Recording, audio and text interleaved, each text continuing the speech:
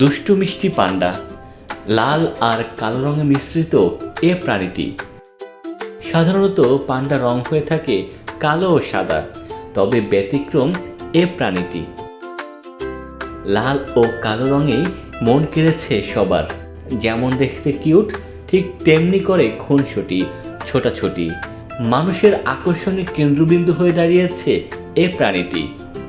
বলছি তাইওয়ানের তায়েফ শহরের চিড়িয়াখানার কথা, যেখানে অবস্থান এ পান্ডার।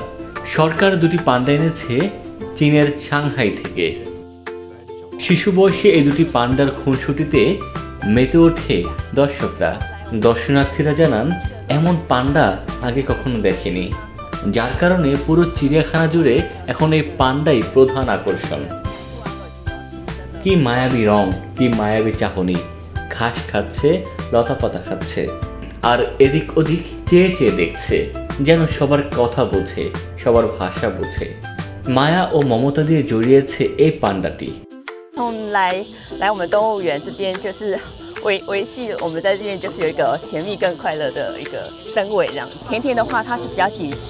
দেখতে অনেকটা ছোট ও পেটে আকৃতির, তবে ব্যতিক্রম এর চলাফেরা।小孙女来看猫熊，在大陆有看过，在四川那边很可爱，就很可爱。চীনের সাংহাই থেকে আনা হয়েছে এই পান্ডা।